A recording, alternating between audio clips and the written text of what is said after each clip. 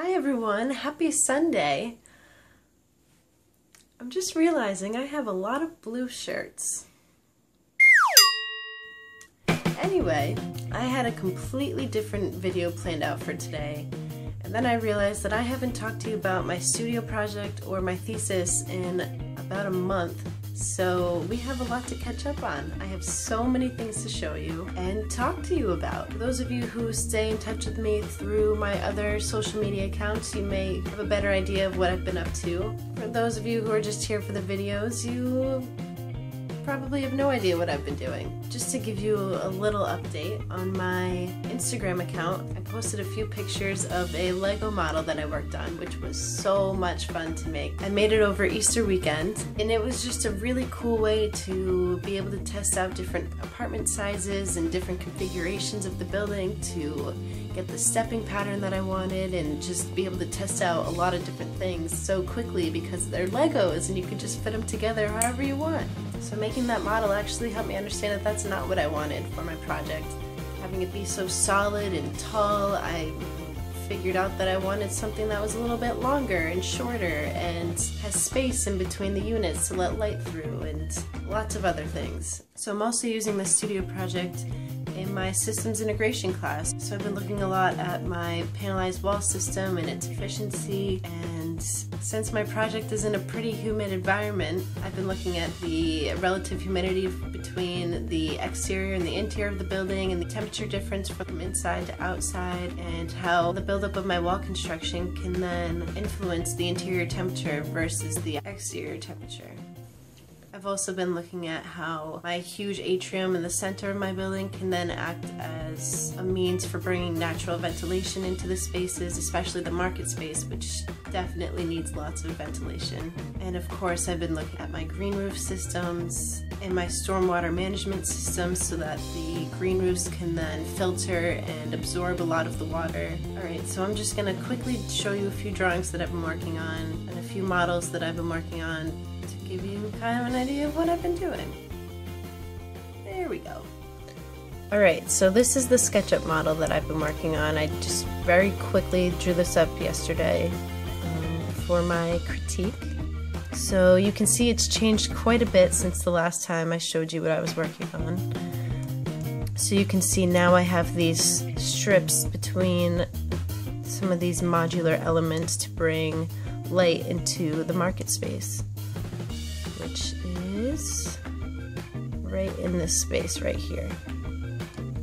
And you can see that it's elevated a bit because on the lower levels is where on the water side, so this is the Providence River right here. So on the water side is where I have a series of restaurants, and on the street side is where I have my retail, which they are going to be enclosed in these glass enclosures to make it seem as though these spaces are just floating in space. So they kind of, the retail and restaurant spaces kind of disappear. And then you're just left with these stepping modular housing systems, which are stepping down towards the water. And so each space has its own green space, its own balcony, which on this side you can look out towards the water, and then on this side you can look out towards the city.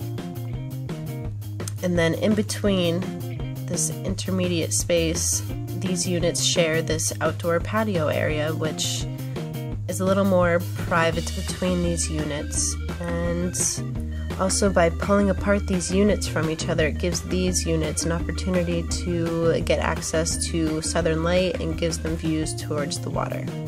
So again, this is the market space right in here, and they get this nice northern light that, since it's a food market, they most likely wouldn't want a lot of direct southern light because then the food would go bad and it would be a little bit too hot in the summer. So they can get in this nice northern light and use this space as well as these stepping spaces as ventilation. And so here you can see how they have the balconies that they step down so that the water can then be filtered, and by the time it gets to the water it's a little more pure, thus making the river a little bit cleaner.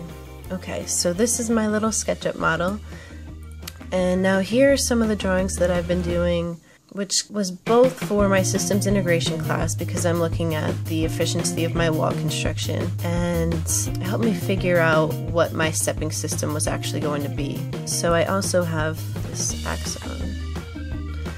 So here you can see that I have these panelized systems, which I have a series of 5-foot by 20-foot wall panels and 10-foot by 20-foot panels, and when they're put together they complete this modular system so that there's this ease of construction and deconstruction, and by having this variation in wall systems it allows for a variety of configurations that could be used for each of the modules. So this is just an axon of what one of those systems could look like, one of those modular units. So you can layer them in any configuration that you'd like. So you can see here this is the double height housing unit with this mezzanine loft area for the bedrooms. You can have more private spaces up here with more public down here to give you that necessary separation. And so here I was looking at different configurations of how these units could go together. I was working both in computer model as well as physical model. So going back to these drawings, here I kind of have my laid out kit of parts where you can see the different types of assemblies, all of the different components that go into the wall and floor assemblies. So this is a plan of how that all looks and how it all works together. I know this is a little chunky on the interior. That's something that will be worked out as I move on with the project. So these are the elevations of what those units would look like. These are the units that are facing the river. So you can see there's a combination of the 10-foot height spaces with the 20-foot height spaces that have the loft area.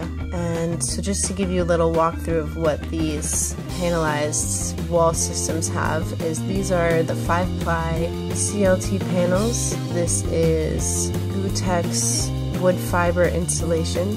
This is an airspace. So since I decided to go with a vertical wood rain screen system, I had to have a combination of both horizontal and vertical wood studs to hold those boards in place. So because of that, I have to have this airspace to allow air to flow through. So in order to get moisture and airflow throughout this wall system, I have to have this airspace, which is clear of those studs to get air throughout the system. And within the floor construction, I have my wood finished floor with the concrete screed, which the wall system rests on. And then I have, again, the wood fiber Gutex insulation with another 5-ply CLT floor structure.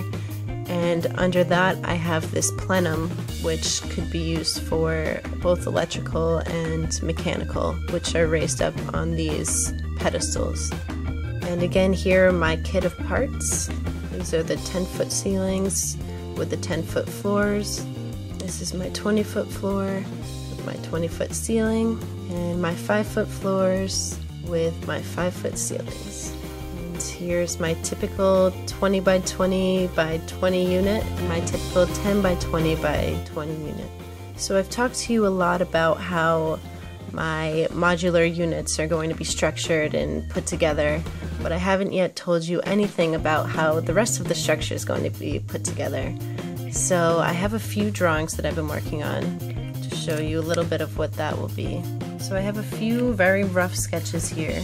And so what I imagine for this is I'm going to have these huge arched columns, which you can see here, that will be underneath each of the units, as well as in the retail and restaurant spaces, which will then hold up all of the structure. And a cool idea I've been talking about with my professor is using the space between these arched columns as things like the market stalls, which could have these door systems that could then just be locked up at night, and they wouldn't have to worry about bringing and taking their stuff every single day. They could just lock it up within these spaces. And it could also be used for something like an elevator. So I can use them for my vertical circulation. They could also be used for storage, or they could be bathrooms maybe, or in the retail they could be used as changing rooms. And you can see it creates this nice gateway entry space between each of these arched columns. So going back to the SketchUp model, this model is great because it's something that is very easily and simply put together, and it can be used for so many different things. It's not necessarily final drawing quality, but it's something that I can then print out and sketch over and just come up with different ideas. And I plan on having my final presentation in hand-drawn form because I feel like this project can't be limited by using computer programs. And they will evaluate us and determine whether we can present for the final presentation day, which is the following Friday. And so that's kind of stressful. So we just need to produce. And it was then restored in 1965. And so the cool thing about the restoration is that you can see the remnants of what the building was before. So one example of that is the addition of the cupola and raising of the roof.